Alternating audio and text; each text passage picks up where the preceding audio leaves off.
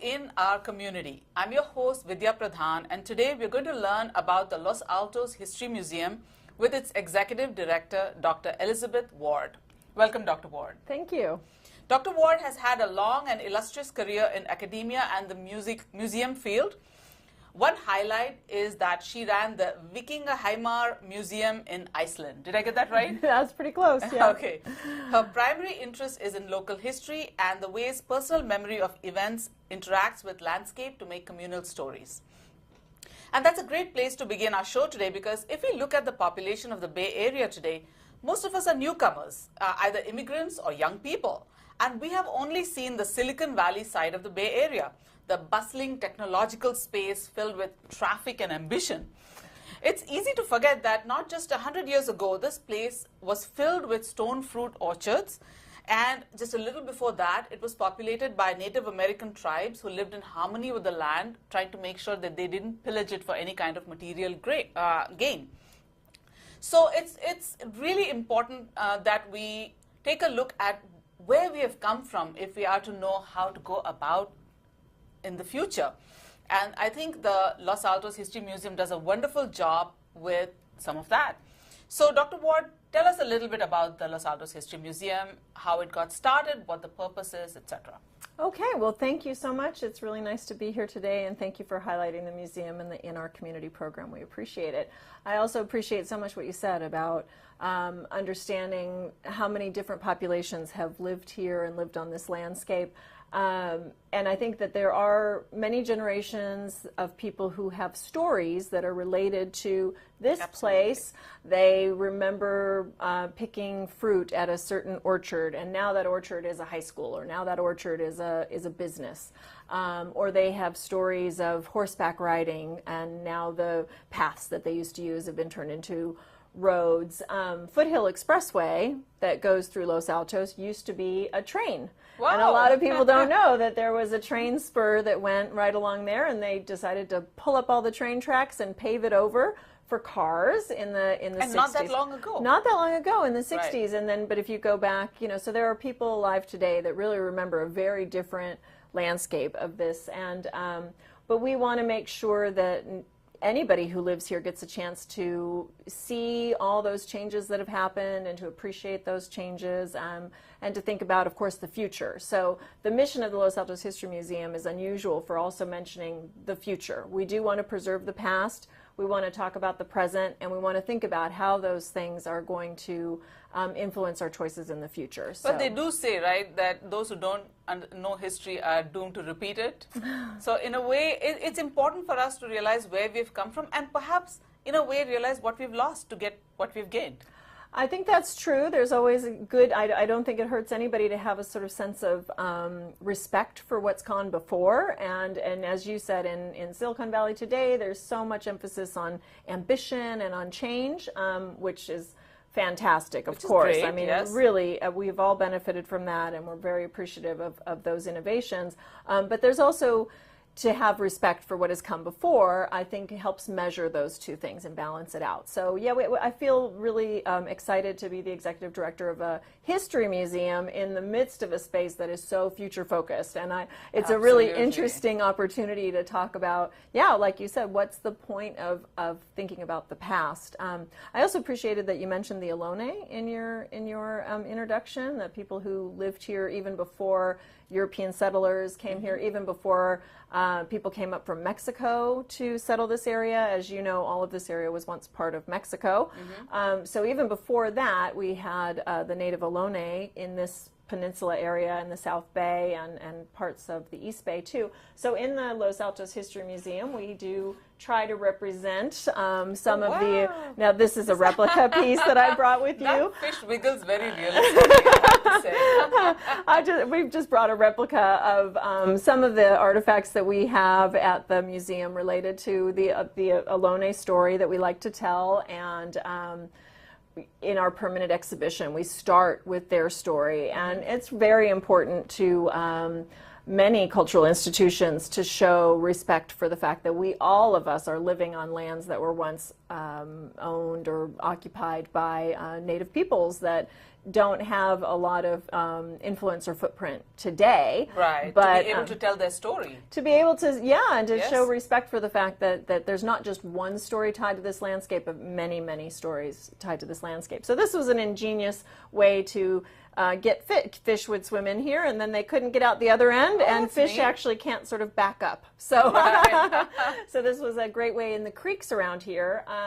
And this is a great way also, I think, of managing the size of the fish that you catch. That's right. We've had so many problems with dolphins caught in tuna nets and things like that because our modern technology sometimes can't. That's you know, right. The it's little a ones can big- get out. That's Yes. right. That's right. It's very ingenious, and it's made of just natural products. It's sustainable. It doesn't cause Yes. any damage in So the... there's something to learn from. There's isn't some, it? that's right, yeah. Yeah. Definitely. And if the fact, actually, all the creeks around here used to be, most of the creeks around here used to be year-round. So there's one creek here, which I think is on the southern border of Mountain View, Permanente, which means a permanent creek. Now today, it's not always have water in it, Right. but our water table used to be richer and deeper. We used to have a large water table here and much more rain hitting our mountainside. So a lot of these creeks that come down from the watershed from the Santa Cruz Mountains into the bay here in Mountain View, those used to be year-round creeks. And Yeah. the Ohlone were able Fishing to spots. do a lot of fishing in these creeks here. Oh, that is so interesting. So, as I understand it, you have a permanent exhibit. So, this is part of that permanent exhibit? Yes. So, what else can people see in that one? Yeah, so the permanent exhibit's sort of set up in a chronological order where we start with the Ohlone story. When people first walk into the room, they look to their right, they'll get a cabinet and an alcove, we call it, so a small space they can step into. And then as they go around the room, it sort of takes them forward in time through the Settling? Yeah, and through the the mission period, mission period. the rancho, when the Mexican huge cattle herds all through here, and San Antonio Road is named after Rancho San Antonio, and there were cattle farms Right, here, right. and all closely associated with the mission at both Santa Clara and in San Jose, or modern-day Fremont, but that Right. mission there. So there were ranchos all along here, and so we have a Saddle? a saddle. There's a cowboy seat. A saddle that Kids the can ride on. Right. Yes. And then if the kids lean forward and back, it'll start making sound effects like they're riding on a horse. So the kids have a lot of fun in that section, and they can dress up in rancho style clothing and imagine themselves as vaqueros. So yeah, we have a.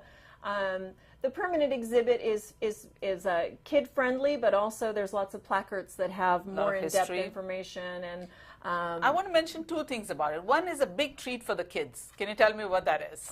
that is we have some very loyal people that come to our museum on a weekly basis to see our model of what Los Altos looked like in 1932. And it references this train that used to run down. It's a running train, yes. And they toy push train. a button, and it was just so well designed and I must say that the museum is very much of a grassroots volunteer group, and that permanent exhibit, it was almost entirely volunteers that helped come up with the content, and they came up with the storyline, and a group of volunteers designed our model train and our model of what 1932 looked like. We worked with a professional firm in San Francisco for the final Actual design build. and the actual build, but it comes from the community, that permanent exhibit does. So the kids push the button, and it's just so delightful because the audio has this, rooster crows, and then you start hearing the train. They did the wonderful sound effect as if it's from far away, and then it gets closer and closer, and the kids are like waiting in anticipation. And then the train comes through the tunnel, and they're all very excited. And some of the buildings, do I understand this correctly, but some of the buildings are still standing? The buildings that are there in the exhibit? Yes, so we've chosen a part of downtown for that model that was, wasn't heavily built up in 1932, but today is what we call downtown Los Altos. Or some people call it the village of Los Altos, because it's. But what you were mentioning, how do we? The fact that we're in Silicon Valley and we do have so many tech-savvy people in our area, so we are right now working on a project to add augmented reality. Wow! To that train model. Oh, yes, I have to yes. come and see this. Yeah, I'm looking forward to when we get that What open. can we expect? Well, you were mentioning the buildings, like which of those buildings are still standing today. So you would use your own phone, or we're going to have some devices there. You can see, oh, yeah. You can layer it on top of the. It layers on top of it. You use the camera camera function of the phone, yes, and you see the model in your camera, but then through your own camera, you also see additional information. So that layers a second layer of information. And so we're kind of trying to find some fun things, especially more information for adults, but also fun things for the kids, where if they pan across the model, they'll be surprised with little virtual tidbits that they'll learn. That is so fun. Yeah. I'm a Pokemon Go player, so I can imagine how much fun that would be. There you go. That's exactly the idea. So how to take that entertainment but make it educational. And how to leverage what we excel in right now, technology, to make history come alive. Yeah. I love the idea. Yeah. Even in the central section in your permanent exhibit, you use technology. Could you explain how, what you do in that central exhibit? Yeah, so we have the center of we call it our family tree. So we have pictures of many people in town that were, have been there historically, but also people might know today. The Packard family lived in Los Altos Hills. Steve Jobs grew up in Los Altos. So we have some familiar faces, but also some lesser known or some community groups that were instrumental. And we have an iPad experience down below that, where people can get a 360 view of the different environments of the area. So, so we have... that's our permanent exhibit upstairs, and then in our changing exhibit gallery, we always try to integrate audio clips or iPad experiences in our changing gallery. So this is July 2019. What is the current exhibit that you have? So the exhibit that we have is going to be up through September, and it is called Silicon Valley Eats, a taste. Here we go.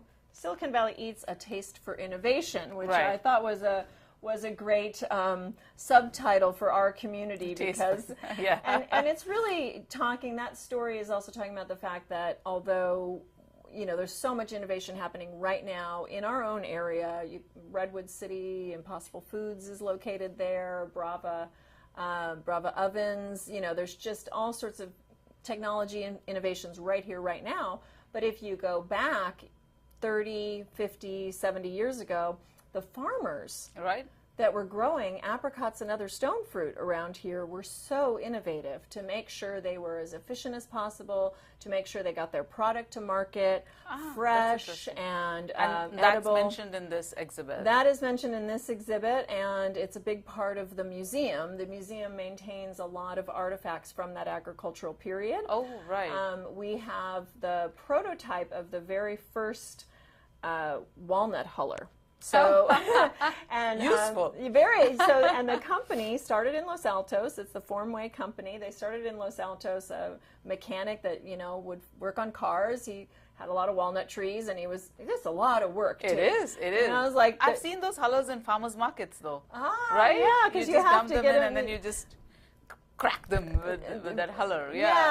So this the company went on to start producing those, and now they've moved out to Chico, and they supply walnut hullers worldwide. The Wizard Walnut Company, and we've got the first prototype in our collection. Oh, amazing! So we we have a big outdoor exhibition about that period, sort of the 1910 to 1940s. Los Altos was the largest exporter of apricots at that time. Now, of course, there's many other places people get their apricots. You still from. have a lot of apricot trees in the vicinity, yeah, isn't it? That's in that area. Yeah. We have the Los Altos History Museum is located in the middle of the Civic Center for the town of Los Altos. And that Civic Center includes the police department and the library, the Santa Clara Library for Los Altos. So for our viewers, the Los Altos History Museum is located right next to the Los Altos Library. So as you approach the library, keep walking and you'll find it. That's right. And the police station is near us there. So all around those civic buildings are apricot trees. And especially people who move here don't know the story necessarily. Yes. But this whole valley was full of apricot tree and other prunes and walnuts, other stone fruits, but because it's nice flat land. Yes. So it's wonderful for huge orchards all over the place here. So now today there's just this 2-acre remnant, but it's a working orchard, and with fiercely protected by the Los Altos History Museum. We just started. Yeah, we've had we have the city has declared it twice a city landmark. The state has declared it a state point of historic interest because the orchard also has the museum also maintains the home of the man who planted the orchard. Oh, that's a little time capsule. I have to tell you, viewers, it's fascinating to walk through that and just imagine yourself 100 years ago. Yeah, he built it himself in he finished it in 1905. Him and his wife lived in that home. She lived there until 1977, so it is definitely like stepping back into another era. Yeah. And the reason it's a state point of historic interest is because we have the orchard as home and the orchard. Right. So you really get a sense of, sometimes you just get the house. Like here in Mountain View, they've done a wonderful job preserving the Rengsdorf house, which is a beautiful Victorian, but it's been moved from its original location. So in Los Altos, we have this orchard house in situ with an orchard around it. And from the upstairs windows, you can still see the orchard. You see the exact view that 100 years ago that farmer would have seen. That's right. He would have been very concerned about how his apricot orchard was doing and how are the trees doing. And so we still have a city orchardist in Los Altos looking at those trees and making sure they're producing well. So we just 2 years ago started a festival to really celebrate the apricot harvest. Usually end of summer? It's right around the 4th of July. Okay. Apricots come pretty early, and they're only on the trees for like 2 weeks. I know. Yes. If you've ever had a stone fruit tree in your house, 1 minute they're unripe, and then next day they're like 1,000 of them ready to be eaten. That's right. So we have in our outdoor agricultural exhibit, we have new signage that we just put out all around there, and we have quotes from different people that really remember that time period in the signage. So one is the apricots are unripe one day, ripe the next, and run the day after that. It's like avocados, So so that was one of the reasons we wanted to do this festival, which we call the Apricot STEM Fair, and we do it end of June annually. We wanted to get to that moment of like what used to be, not that long ago, the whole community would have to gather together to pick and process, and then they would pit all the apricots, lay them out to dry. It was like that needed to be done yesterday, basically. So everybody got together and did it very, very quickly. And one thing that I think we've whetted the appetite of people. So I want to learn about how people can get involved in the museum. Thank you. Yeah. One of the things I'm most proud about is the fact that the Los Altos History Museum is very much of a volunteer organization. So we have community support through our members. We have a membership program, and we're always excited to have new people become members. They get our newsletter. We put out a quarterly newsletter that always has a feature on a feature story that is about the history of the area. But that's one of the things we send out to our members, and our members also get invited to opening of our exhibits, which we try to do 4 times a year. 4 times the non-permanent exhibit rotates? Yeah, that's right. Yeah, sometimes it's more often than that, sometimes a little less, but we try about 4 times a year. So the one after this one is going to be about emergency preparation in time for the 30th anniversary of Loma Prieta. So does that also include a little history of how what people did during the last one, and just in general about emergency preparation how okay. that concept has changed over time, and really how communities need to work together, and how important it is that communities work together. The Los Altos History Museum likes very much stories that talk about how communities build themselves up, and the museum is one important way that that communities maintain their sense of identity and they share their stories together. Right. But there's many other ways that a community can work together. Yes, but I think a museum is a great way for everybody to realize the shared history of the place, right? Even though we may be newcomers to this place, a lot of us are. It's good to see this was the history, and this is what we're going to take forward, and these are the things we can learn from that. And I'm so excited with our new vision statement that really talks about what we're trying to do at the museum is to give a place for intergenerational and intercultural conversations, and connections with one another. So our volunteers can volunteer either to be docents or to work in the store. We have a garden committee. We have a docent committee that takes people through our exhibits.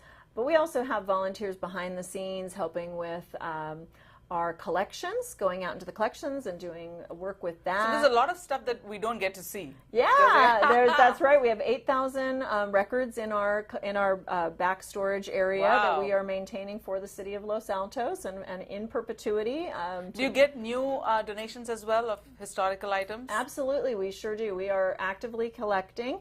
We do have a collections policy that we're working towards revising, but we try it should have a connection to Los Altos Hills, or Mountain View for us to consider accepting it into our collection. As you might know, the city of Los Altos itself is a new city. It was only from 1952, so we can't just say it has to be from the area. It's from the area, and all of this area, including parts of Palo Alto. I mean, this was all really one area. One big area, and people were doing such similar things. So we do like to tell that story. It's also really, as the whole between Stanford and the military installations down here at Moffett Field, you get a lot of really educated people moving to this area in the 50s and forward. That's true. So that's also part of, similar for all of us in this area. So we collect anything from the agricultural period, but also including some of these more modern things. We're actively collecting. What about, how can kids get involved?